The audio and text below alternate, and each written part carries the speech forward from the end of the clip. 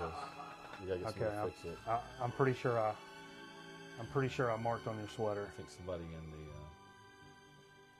wardrobe department can fix it. Yeah, when my pen moved over. And look, you poked a hole. There's a hole over there, and I made a mark. Your pen poked a hole. It was like 3 inches wide. I don't know about it. Hey, everybody, welcome to Grown Man Record Night. We appreciate you joining us. You only get one GD Friday night a week, and why don't you spend it with the Stream Team? The Stream Team? The #1 USA Stream Team for Olympic time. Stream Team. Up top. Yeah, like the Dream Team. I'm rhyming it to that. That's the joke. That's the joke. So, you know, we do this little live program every Friday night. We're live, just like sports. For as live as we can be. Yeah, we're as live as we can be for a Friday night. For as long as we can be. Yeah, you know what I mean. But every Friday night we do this live program here on Ustream /channel. Ustream.tv/channel/Machete Miller, and we broadcast music for hours and hours, Steve. And then in the middle of that, we do this little circle church that we like to call the Grown Man Record Night program. Mm-hmm. And then these programs will end up on the on our YouTube channel.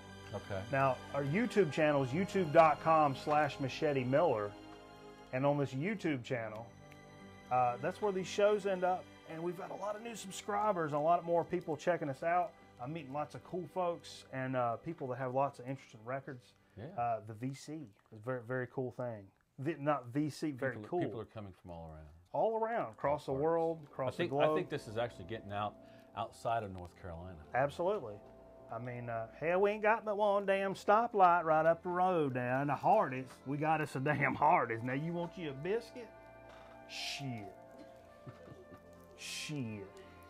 So anyhow, that's what we appreciate all our new subscribers checking us out and a little interaction, a little internet friends. Yeah. How about that? Internet friends. We've got a live studio audience. We got a live studio audience. The audience is packed. We've made some chicken enchilada dip. Got some freshly fried homemade chicken nuggets, nice and crispy. Oh, lots of things going on, man. I'm already like, kind of want to lay down on the floor and go sleep a little bit. But that's what happens on a Friday. Yeah, that's what happens. That's how you live up your life on a Friday night. That almost rhymed. I'll think about it some more. Speaking of local business, wanted to mention that we're going to a record show tomorrow. There's one in Winston-Salem for our local people. If you can get up. Yeah, if you can get up, local folks. In Winston-Salem. Speaking of biscuit, get you a biscuit and head to the record show. Yeah, where is it at? It's in Winston-Salem. Winston-Salem at the Marketplace Mall. Starts at 10 a.m., stays up until 6. It's off Peters Creek, in case you've forgotten. That's exactly right. And it's one of those shopping centers, like, you know it's there, and then you forget better days. You forget it's probably there. Better days. The neighborhood's been better. Yeah. Yeah. But it's going to be a cool record show, and it's a weird deal. I find it interesting if you look up the hill behind that Marketplace Mall. There's a road up there. There's a bridge, and there's a titty club that's like right above Marketplace Mall. I don't. Is that what you really call them? Yeah, mixed company and all. Anyway, I just find it interesting. There's one. You can climb the hill over you if you can make over you. I like your choice of music tonight. Yeah, this is good. We're going to start. Man, everybody knows YouTube's a little bitch sometimes about what you play behind if you're doing some business. Yeah. And they have very, very intelligent filters that they use. Robots. The robots are very smart these days. They're very smart, and I don't mind them when they say, "Hey, we identify you're playing this. Here's a link if you want to download it on Amazon or iTunes." Mm-hmm. That's great. That's what it's all about. If you've never heard something, we're playing something. Cool, go do that. That's the idea. But when we're doing these segments, we play music behind us here, and we keep it kind of low so we don't get popped. And then we still get popped sometimes. Right. So we try to play weird stuff. It's actually pretty interesting. Right now, what the hell is this we're playing? It's Mantovani. Mantovani. And Memories. It's just something we pull out of the kind of random stack. I hear people saying, like back in the 70s, like, gonna have a highball and put on a Mantovani record. It has that kind of thing going on. That silky smooth. Well, it's kind of cool, and it's kind of a thing that we've developed over time, is that we kind of have to makeshift when we're doing the program and put a kind of a weirdo record on just to keep us from getting popped. And it's actually turned into kind of a cool little deal on what we end up pulling. Are we dark? And putting on there. What's all that dark business? Are we dark? There we go. It was a cord business. Wow. Thanks. Jeez. On the scene. On the scene, yeah. This is sweet. Wow. I'm throwing up. I'm going to throw up. I'm going to throw up. When we went dark, I'm throwing up. I don't care, Steve. I'll throw up. But see, we're the dark horse in the ratings race. That's inappropriate. We are going to make it on the Nielsen Diary. We are. Somebody that is a Nielsen family has said that they will contribute. And because this is what they watch. This is what they watch on Friday night. Friday night. Do something about it. Call somebody. What are you going to do? What are you going to do? Do something. Okay, so we're going to check out the record show. Speaking of the record show, a very weird situation earlier. I accidentally called a DJ friend of mine, DJ84. You butt dialed guy him. named Lee. I butt dialed him. I hadn't talked to him in a couple of years, and he called me back like I was like, oh, it's Lee. I was like, why is he calling me? And then I thought maybe he's a club DJ, so I thought maybe busted a cartridge and like calling everybody he knew that may have a cartridge. Not that I'm some hot club DJ, but I may be some one dude that he may know that have a cartridge or something if he's messed up. He wasn't a DJ in the Elves. No. That was Scoop. Okay. Oh. Or Dave up at okay. Brewer's Kettle. But, and so we picked up the phone and just kind of reconnected. Yeah. Lee's going to actually be playing up there, DJ84, at the Brewer's Kettle, a thing called Slip Mat Saturdays. Where? Second Tuesday of every month at the Brewer's Kettle. The High Point's only good beer store. Yeah. I say that sitting here drinking a Pabst Blue Ribbon, but it's the place you go where you really want good beer. I found a really decent place in Winston, but yeah. It's nice to have one local. Yeah, absolutely. So anyhow, he called me and back, and we ended up talking. He's going to come to the program one time, talk about a little bit what it's like to be out on the scene nowadays, DJing like every week. He's got gigs like every week, and so it'll be cool to sit down. He's got a hell of a record collection. He's going to be up at the record show tomorrow, and so we'll probably connect with him tomorrow when we go up there. We're going to try to get up with Chris from Dixieland Farm, who's a big VC guy. So he's got a farm. He's got a farm, and you go up there and ride horses and stuff. Horse farm? Yeah. No, there's some horses out there, from what I can tell, and so anyhow, we're looking forward to getting out there with him, maybe hooking up with him a little bit. It's cool to meet new record buddies. Right. Yeah. So, well, that's cool. It was crazy. Lee called me, so he's going to come on the program one of these times when he's not doing, or we'll go up and shoot a segment maybe on the scene if can't get him to come on a Friday night because I know that's tough for a DJ, man.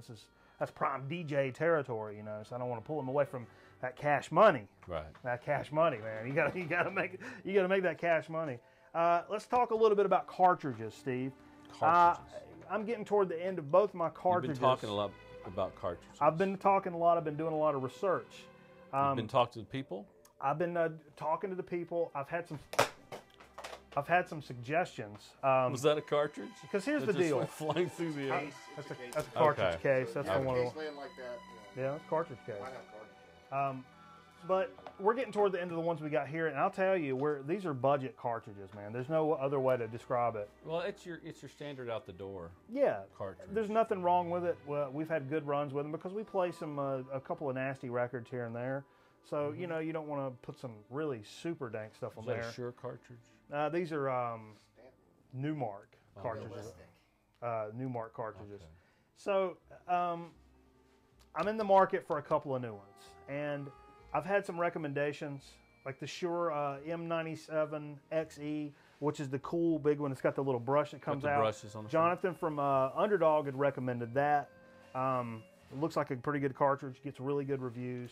Dr. Deadwax said the Nagota, I hope I'm saying that right, MP110, said it's been around since the 80s.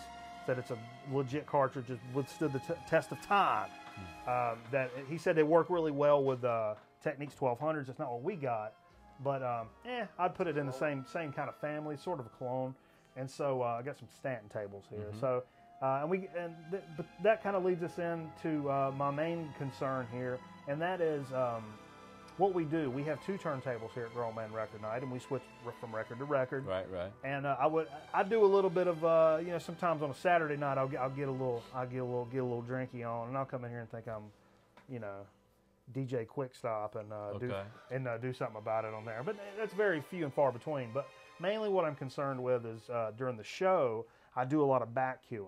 Sure. Now everybody knows for your good audiophile type cartridges, back cueing and all that kind of business is not so good for them.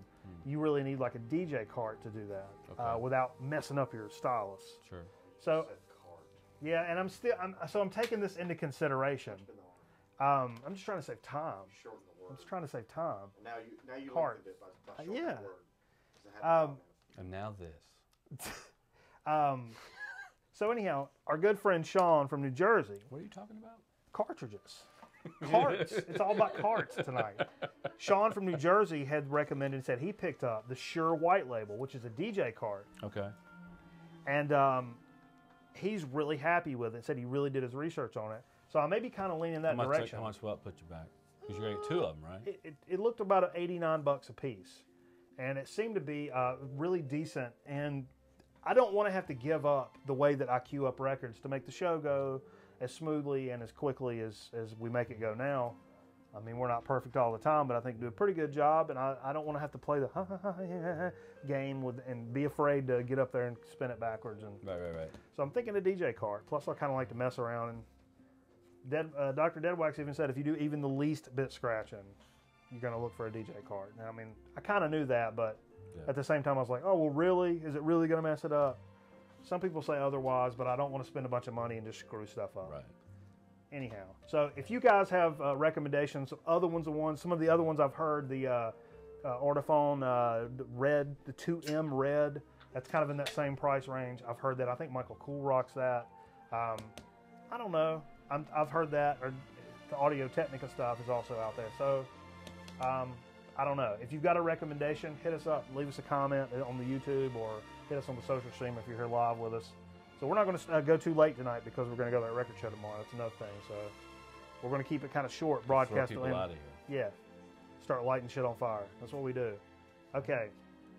Let's go to what we played this evening. Okay. Started out with one of my favorite recent jazz pickups of the past 6-8 months. Cal Collins, Cracked Rib with the Steve Smith Trio. Got one of the coolest covers we've ever had here on the show. Look at that. A plate of ribs and some French fries. Come on, man. Ribs and fries. Everybody loves it. Had a little Rush 2112 we rocked right after that. Can't go wrong with that at all. And it's been a while since I played some Rush. Got into a discussion today about some Rush, and they were very fast to embrace the digital domain, so to speak. And Geddy Lee at least doesn't speak very highly of analog and vinyl and stuff like that. Anyhow, that's what the discussion was about. Great record though, nonetheless. That's awesome. Followed that up with Best of John Coltrane. Hadn't played this in a while since I picked up. Control. Yes, this is a 1970 Atlantic. It's an Atlantic Jazz Anthology series, not serious. It's got some. It's great best of Coltrane. Got my favorite things. Got Central Park West. It's got what's the one? Our intro song we were talking about. Song? Yeah, what's it called? Giant Steps. That's what we're talking about. Got some great hits on it. It's been a while since we played that. What'd you follow that with, Steve? Then we followed it with Camper Van Beethoven. Oh yeah, man. Our beloved Revolutionary Sweetheart from '88. I actually bought that new in '88. I've had it for a long time. '88. I don't. I've never heard that before. That was a really cool album. That was a big hit in the house. Yeah. That's a good, nice. I want to look more into Camper Van Beethoven. I think that's college some cool rock shit. from the mid late '80s. Yeah, that's good stuff. Hey, I hit it off with a little DJ Shadow. David Lowry cracker. Yeah.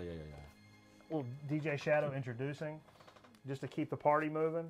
Can't help but play that every now and then. Mm-hmm. Hit off a little Curtis Mayfield. Got to find a way.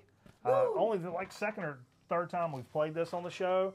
Really funky offering from Curtis Mayfield. That was all. I picked that up for a song, and it was fantastic business. Yeah, fantastic. Then Your turn, Steve. What did you play after that? Well, after that, we played. It's called Your Album from 1969. It's the James Gang. Your Album, and it's a really, really great album. It's on the Blues Way. Hey, open it up. You got to show them the gatefold. Yeah, Gatefold City. It's pretty wild. It's kind of that late '60s psychedelic, just almost Crumb style cartooning. That's cool, man. Really cool. Yeah. That was a great record. I was really impressed with that. I've got some it's a James little game. Scratchy, but it's pretty. I've found James game nice to be to kind of have. hit or miss sometimes, but that seems to be that's This early. is the one. Is that the first one? Joe Walsh isn't always in it, but that's Joe Walsh down in the corner with the red vest on, from the Eagles fame, of course, the solo. He's actually the man who introduced Jimmy Page to the Gibson guitar. He gave him his first Les Paul. What was Jimmy playing before that? Telecaster. Yeah? Yes. I can't imagine Jimmy with a Telecaster. He plays Telecaster. That's the solo on Stairway to Heaven, is on Telecaster. Okay. Okay, all right. He just doesn't, he would look funny on stage with one, to me. I don't know, in my head. Like Dan Electro when he's playing slide. I've seen that now. Yeah. All right, hey, we found, this is a great Zappa record. This is Sleet Dirt, one of my absolute favorites. Yeah, it's great. It's really funky stuff, and I don't remember much about this. 1979. Anybody do a mic check? Yeah. That's great. That's a fantastic record. And that was the last thing we played before we came into the old show here and started jumping into our, whatever the hell we're listening to now. Mantovani. Still. The smooth sounds of Mantovani. I tell you what, let's take this old Jello shot while I'm talking about this. Now this. I've already fingered mine. Finger it, Steve. Come on, Steve. Get it. So, come on, Steve. If you guys are familiar with the Numero Group, the Numero Group is a fantastic archivist label out of, I think it's Chicago, I believe. Oh, and yeah. they've been very instrumental in re-releasing things that, here's the Numero. Good Jello shot. They've been very instrumental in re-releasing records from very small labels, very small scenes across the country. Right. From the 60s, like soul and gospel to funk. Yeah. And they've dove into the rock area. And it's cool, they'll do like a gospel, it was a really small movement, like I think in Memphis, called it was a gospel funk thing going on. Okay. And so they re-released stuff on 45, just like it was originally intended. They've got all these different collections you can buy. Yeah. Eccentric Soul is one of the best ones. What's the company again? The Numero Group. The Numero Group. And so they have this new release coming out that is centered around like early 70s stoner rock, kind of hard rock. Are those the ones that did the country funk album? No, I don't think they did country funk. But because they missed the mark on that. They have re-released a lot of like in the bands in the trend of Zeppelin and Black Sabbath, that grungy early stoner rock from the early 70s. Okay. Bands that maybe were popular regionally but never really quite caught on. So they've re-released this, but they not only re-released this, Come on, Silverchair? Yeah, exactly. Hip Fat Man! But the thing also comes with a board game that's very rooted in like Dungeons and Dragons type shit. The D&D fans that love stoner rock would really be in there. Absolutely. So they're writing a hard rock compilation called Warfaring Strangers, Dark Scorched Canticles. That's the name of the album.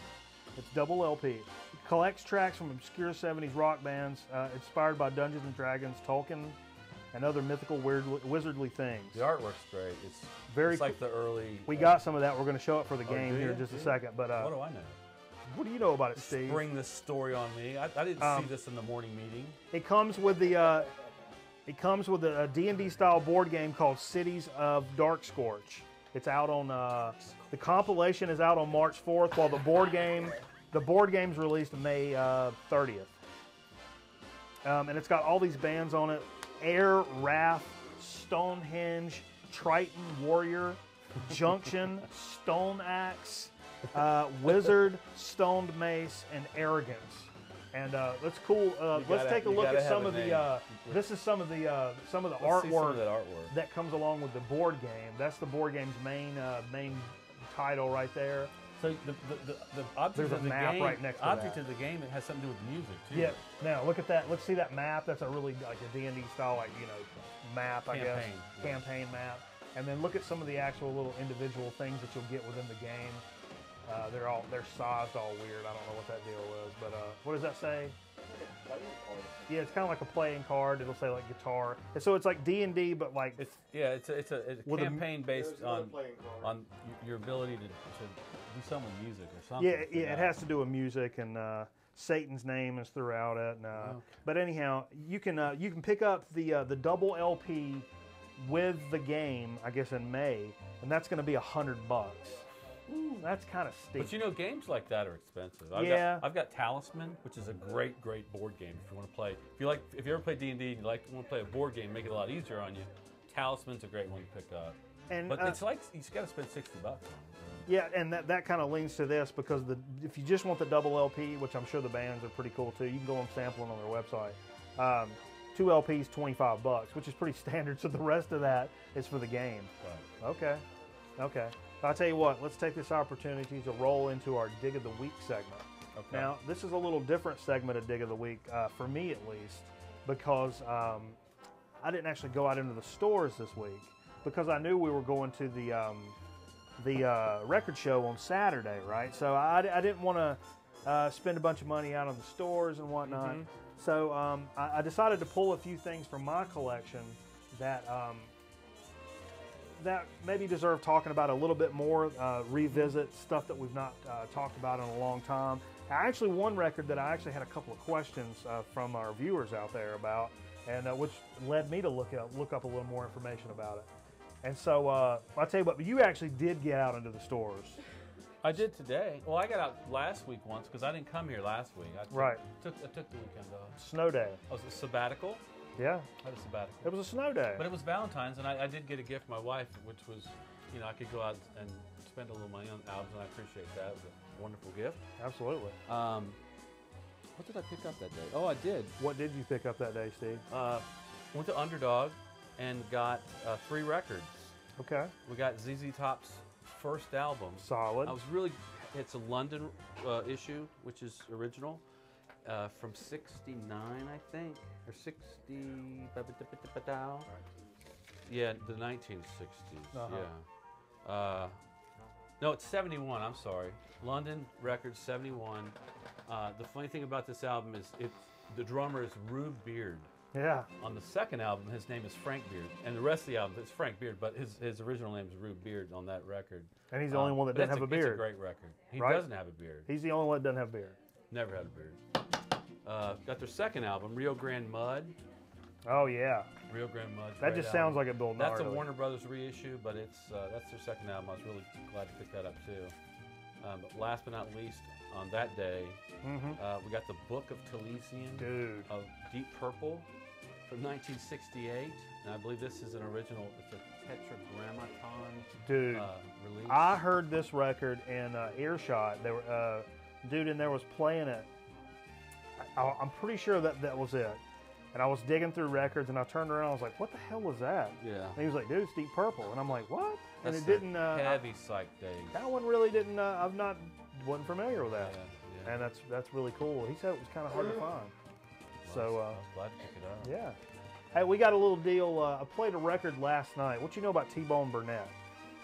I think he produces stuff a lot. Uh-huh. I think he produced a recent documentary done down in Cuba. Okay. Cuba. With the Buena Vista Social Club. This is a T-Bone Burnett album that I have. It's 88 on CBS. The Talking Animals. Now we played this last night from my collection. Cameraman's actually really interested in this record, to where we may end up talking a little trade business about it. I don't really know what we got to talk about. We'll look into it. But it was interesting enough to where, and we've not talked about it, and I know a lot of people know about T-Bone Burnett, and it's something you find for not too much money. I don't know much about it. It's new wave, poppy, 80s. Okay. It's a little on the Pandora channel. I don't know. It would. To me, my only beef with it, it's a little too Pet Shop Boys-ish for me at times. Yeah, but it changes. It's got a little too, I'm wearing a fedora like on the back of my head kind of feel to it. But there was some really nice instrumentation, some good song structure in there. I really enjoyed the record, but I wouldn't be opposed to trading for it either. Ah. So we'll see about it. Hey, let me give a shout out to Devo real quick. That's right, man. We kind of skipped over that. We didn't skip over it. I brought a couple. I didn't play them, but maybe we'll get one of them on. We'll play one, Steve. This is 1980 Freedom of Choice, Warner Brothers, and that's the one that's got "Whip It" on it. Oh yeah, and, I remember hearing that when I was a little bit. My favorite on there is called "Girl You Want." But this is such a great band. It's a punk band. It's neo-punk. And that's the New Traditionalists. It's got Through Being Cool, which is a song that's on Heavy Metal, the album. That's the album when the Tarakian walks into the bar to kick some butt before she beheads somebody. She walks into the bar and the house band is playing for Through Being Cool. Oh, yeah, that's right. So what's Homeboy's name that died this week? It's Bob Casale. Bob Casale. Guitarist for Devo. Yep. And it was a freaky thing. He went in for his stomach, whatever, and they lost another member like not too long ago, right? Did they? You know, Mark Mothersbaugh is behind him. Or maybe I'm pretty sure somebody from Devo passed like later last year. You know, Devo stands for de-evolution. I did not know that. That was their whole thing about the theory of de-evolution, which actually is coming to pass as time progresses. Let's get out our Ouija board. Anyway, we're gonna get out a Ouija board. I did dig a few records today. Okay. Now I didn't research deeply into it because I just got them today, but I thought I would hit this one place because I knew it's going to get hit really hard tomorrow because it's near the record store. Yeah. The record sale. That's right. But I picked up a Gene Krupa record. Gene Krupa. Jerry Mulligan arrangements. I think you have a Jerry Mulligan album. Yeah, Cameron's got some Jerry Mulligan. Great drummer, the Verve. This is a Verve record. Love the Verve. It's my favorite label. Another Verve record I picked up, which I'm really happy because it's apparently worth some money. This is Jazz Samba, Stan Getz, and Charlie Bird, guitarists and sax players. Yeah, Charlie Bird's nice. Very nice. And it's a nice Brazilian style music, jazz. Herbie Mann at the Village. This one's from 1962. It's Atlantic Record. Really cool. Now this one I picked up not because Lionel Hampton, because it's not really his record, but check out the vinyl on it. It's called Compositions of Lionel Hampton. Yeah, pull that Can you pull the out. vinyl out? Bottom where he's got it right, actually. It's split. That's what problem. Yeah, just split them both. It's split. All of it split. Could come out either side. Either side. Either or. It's a nice red vinyl. I know some gentlemen like that. I don't know. That one actually. Oh, it's 1959 Crown Records. 1959. Crown Records. That's but nice, I love though. Lionel Hampton, and you know, hopefully they do it justice. Last but not least, Billy Preston. Oh yeah. This is the album that's got Nothing from Nothing on it. Oh, this that's cool. Look at that cover. Look at the back cover. Yeah. That's cool. The Kids man. and Me, and it's on A&M Records. So I was real happy to pick up those today. Yeah, that's awesome, man. So that's today. You scored that today. Today, yeah. Now, what I'm going to do is I've pulled 3 records that we have covered on the show. But like I said, we've got a lot of new subscribers. A lot of these we covered like early on in the game. One we even had a couple questions about a couple weeks ago. So I thought it was worth pulling out, and then we'll see what we pick up from the fair tomorrow. But we actually played this a couple weeks ago and held it up because it's a cool picture from the band. It's a prog band. It looks more psyche than prog, but it's really prog, bro. What year is it? This is from. Put me on the spot, Steve. It's right there. No, different. Yeah, what is this? 62? No. That's about the band. That's right there. In the Garden is 71. This one actually had a hit on it, but check out this In the Garden. This is a vertical gatefold. Look at that guy in there. And this is a terrific album. Now, if you're not familiar with Gypsy, which I was not when I picked this up, they're from Minnesota. They were the house band at the Whiskey A Go-Go. And most of Gypsy's music was composed and written by guitarist and singer Enrico Rosenbaum. Oh, wow.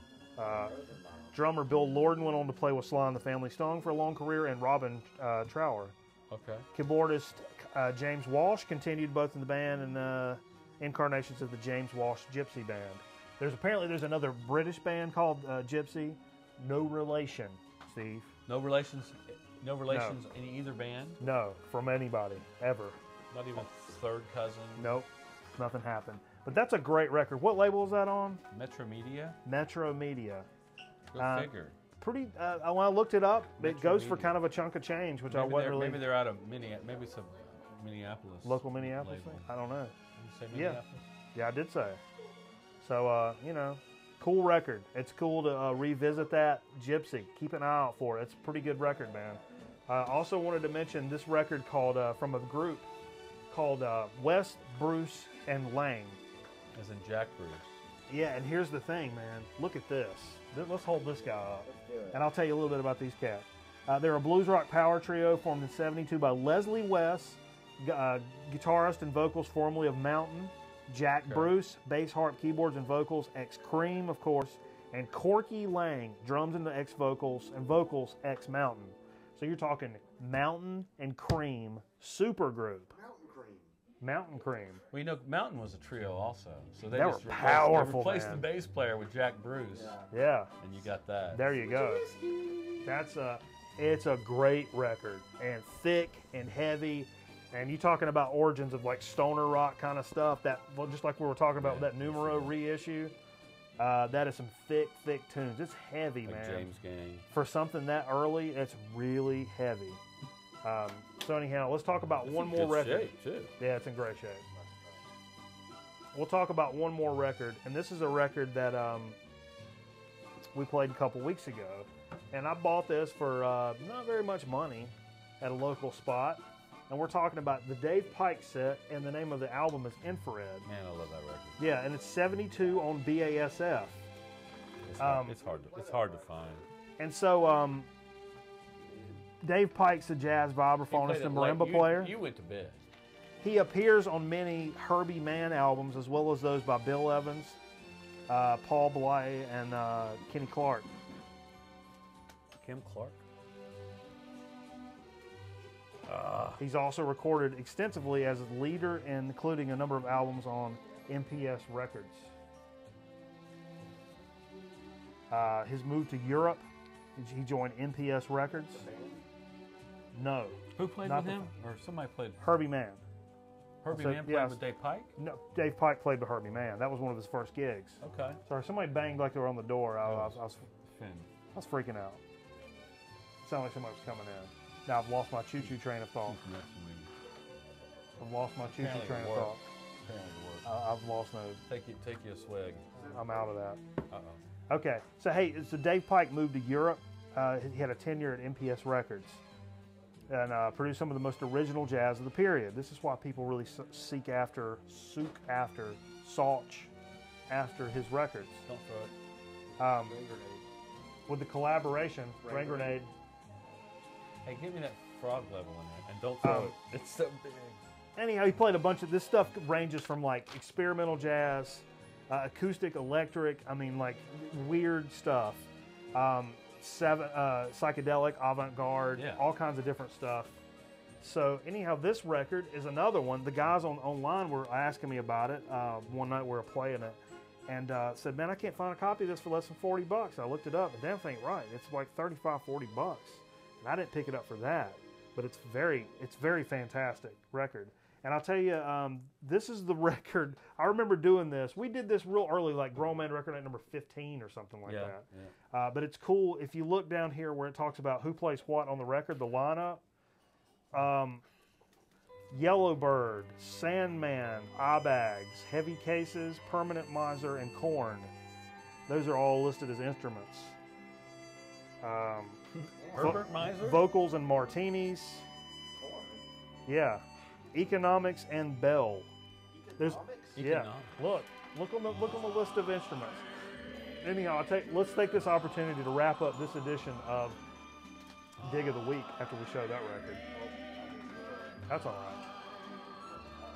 All right, we're switching back. Look at that. Yeah, now look at the back. Hold up the lineup where it shows those different instruments on there. It's crazy. So you see it for yourself. See where it says Korn for that? And it's spelled with a K, like the band. Where? Right there? The first one. You can see, Steve. Korn. See that? I don't understand it. Okay, so that's our Dig of the Week, folks. We're going to try to get these on and play that for a little bit. And we'll take this opportunity to jump right in to a So to Speak. Oh, yeah? Yeah, we're going to do we're going to do a soda speak, and we're going to bring the boss man in and talk about a couple of great sodas we've got. And got to mention a guy this evening that really hooked us up this week. And we're talking Bad Benny. Bad Benny hooked us up with not only a bag of chips for Chip Chat, but 4 sodas for Soda Speak. And so we're going to spread it out and spread the love out, but we definitely appreciate him thinking about us when he was out in the field and saw some stuff that he knew we hadn't done that would be beneficial to the Grown Man Record Night initiative here. And so we welcome Bossman to the studio this evening, once again, on a glorious Friday night. For us, so to speak, let's get a cup in here. If we can get a cup or a glass. I mean, I don't know if he's got the scabies or whatnot. I ain't trying to risk it. I wouldn't risk it, my friend. No, man. I wouldn't risk it. I'm in an outbreak. Yeah, you might catch a suit. Here we go. That's what you don't want to catch a So, suit. what we're going to start off with tonight, that's a real deal pint glass. I know. We're going to start out with here tonight. This is not a shabby establishment. No, not at all. Pib Extra. Now, here's the deal. I've always been a big fan of Mr. Pibb, as really? I think that Cameraman has as well. The problem is... You were a Mr. Pibb guy more than a Dr. Pepper guy? Well, Mr. Pibb was different. You saw Dr. Pepper more, and so when you saw Mr. Pibb, you know what the deal is? It was different and it was better in a way. And I'll tell you a cool, quick story. Once when we were kids, youngins, me and Cameraman were wading the creek near my house. This sounds real redneck. Daytona 500 is coming up. We're going to talk about that a little bit. We're wading in the creek, man, and all of a sudden we look over and there's like a 16-ounce bottle of Mr. Pibb floating by. And we're like, what? It was pretty cool outside. Yeah. So we go over and it had never been opened. And it was sitting in the icy cool water. And so we'd been hiking for a while, so we popped it off and sat there and shared it. A cold Mr. It's the best soda I've ever had in my life. Fizzy, yeah. That's a real soda speak. Floating right down the creek, just like God said. There you are. Take one of those, man. Whoa, man. That's a 1 in a million, man. That's what I'm saying. It's floating right there. You want me to tell you something about these guys? Tell me. These guys, this is, of course, Coca-Cola's version of Dr. Pepper. And when they test marketed this in 1972, they did it in Waco, Texas, which is where they originally... Branch Davidian. Well, of course, with David Koresh, but that's where they originally did Dr. Pepper for the first time. Oh. So they test market in the original test market for Dr. Pepper. Yeah. You know, so they could get the real deal OG. Got a lot of caffeine. And Dr. Pepper sued the cats. Really? And they used to not be Mr. Pibb Extra. Remember, it used to be just Mr. Just Pibb. Mr. Pibb. That's our beef for not... Oh, because it's... Yeah. Well, what is that about? Well, they just did it because it's hardcore, bro. When Well, you drink it, don't you feel hardcore? Well, that's what I'm getting ready to say. The caffeine content, 49 milligrams per 12-ounce can. That's substantial. That's up there close to like a Mountain Dew. That's close to Mountain Dew. Without having the citric acid to rock the teeth off. So let's try it out. I'm still more of a Dr. Pepper fan, my friend. Because that extra? That's been a long time since I've had a Pibb. And an extra at that. That's pretty good, though. It's all right.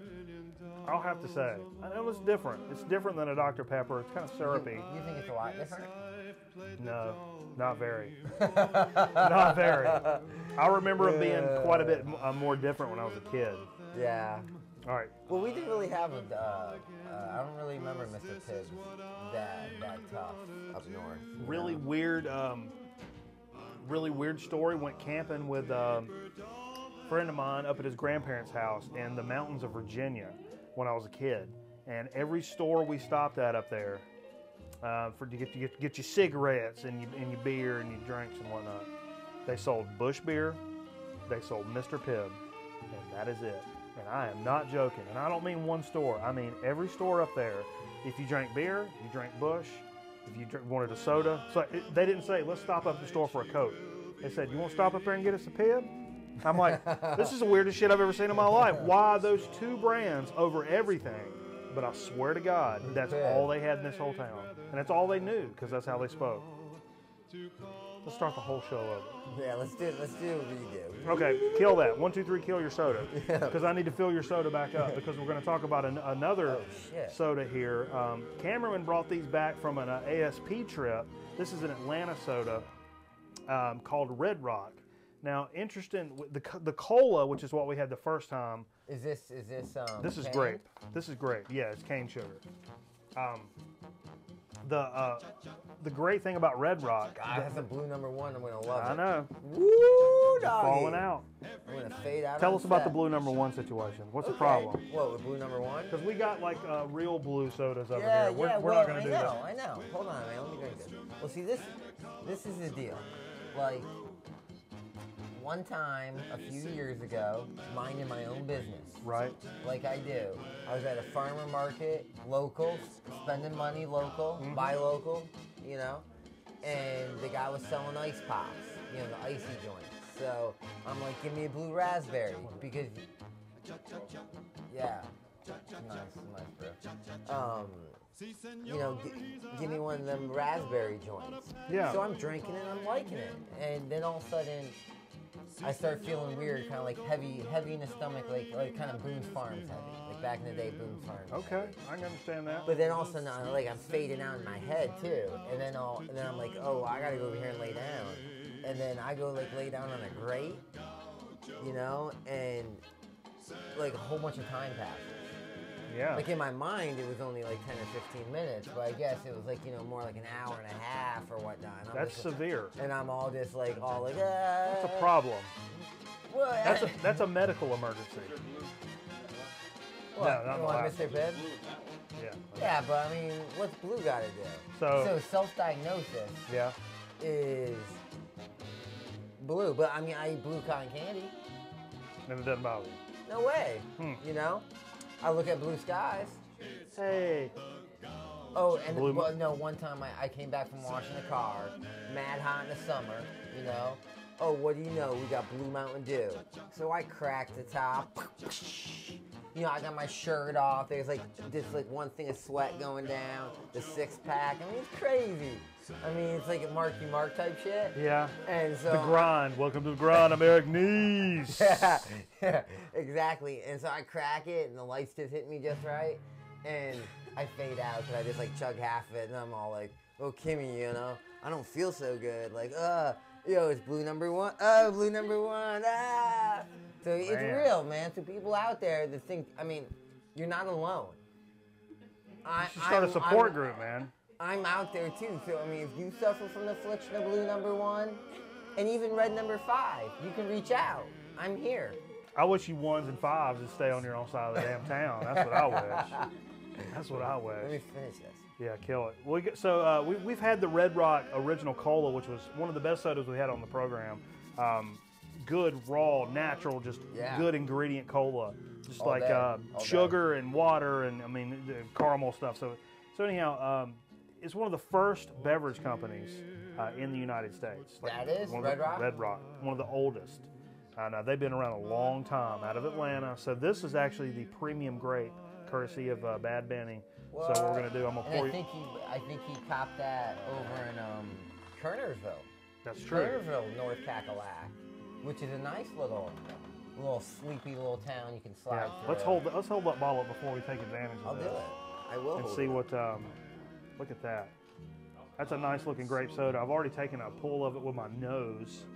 Oh, you nose pulled it? I nose pulled it. It smells fantastic. So I like the thing in the back. It's just like simple, like just enjoy Red Rock. yeah, and I tell you you, got that right, the Jack. ingredient list on this guy here. What is it? Just straight up? Carbonated water, 100% pure cane sugar, citric acid, sodium benzoate, a Well, couple you of need preservatives. all that. Yeah, okay. You need all that. All right, let's try this. Cheers to Red Rocks. That's what I'm talking about.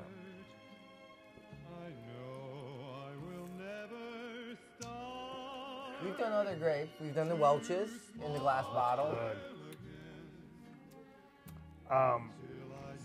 My favorite will always be the Grapey Co. This tastes a lot like Grapey. Grapey Co. is an Alabama soda that was featured on the program. Yeah. This tastes a lot like the Grapey Co. The only thing I would say is different is it's not quite as carbonated, which can be a good thing. It doesn't Or a like bad thing, make you yeah. fill up your gut so fast. I know. It's not bad, though. It's not bad. That's good. Yeah, it's good. All right. Good. I'll tell you what. I'm going to chug this as we close up this edition of Soda Speak. And we're going to take this and roll it right into a damn chip chat right after Soda Speak. You got to. Just run it right in there. Come on. I just crushed like 2 sodas. I know you did, bro. Oh, man. I'm feeling it, Holmes. I'm telling you. Am I going to have to drive you home? Yeah, drive me to my bedroom. Yeah. So we've got a large cache of chips going on over here in the Chip Chat. And you're lucky the government's not looking into you for hoarding chips. that's true. And I really appreciate everybody thinking about me when they're out in the field and seeing cool new chips. We actually have a spreadsheet that we do. keeps track of all the chips that we do on the program. Well, because we have a database and we have a team. The Grown Man Record Night team, the family, the street team. Sweet Tea be hooking us up with the document, the XML files, where it keeps everything straight for us. So when we know we're out in the field, you know what we've done, you know what we've not done. So tonight, that's what you need, man, and we're digging hard. I'll tell you what, we're gonna start this one off tonight. If you don't know, cause you're from somewhere else now, Sunday they're gonna run the damn old Daytona 500. And they're bringing back. I tell you, old number 3. They're bringing back number 3. I tell you. Yeah, it's the first time 3's That's the guy that's got rolling. the pole. That you dude don't with know? the cowboy hat. It takes a Yankee to tell you that? And it starts. What? We'll start this off I know, right? from the KLN brand of Dale Jr. Foods Creole and green onion potato chips. Oh, Well, old damn little E up there. I mean, a brand to trust is Dale Jr. I want to take this opportunity to read some type of mission statement from the Dale Jr.'s Foods website that I've. Oh, you got it on the thing right here? Knowing the importance of family, it's only necessary I align myself with people who share those same values. This is from Dale Jr. now. What are those same values? That is why KLN Family Brands is a natural fit for me.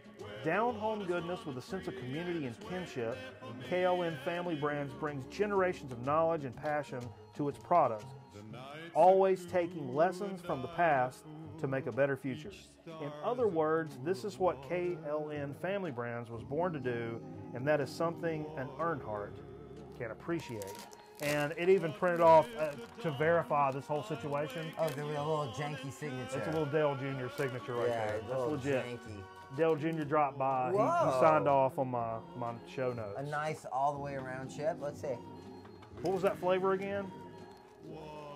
Creole and green onion. Creole and green onion potato chip. I would like that. Okay, it's almost got a crab chip flavor to it. No, I wouldn't say it has a crab. You don't think so? It's kind of a bastardized barbecue with a little crab in it.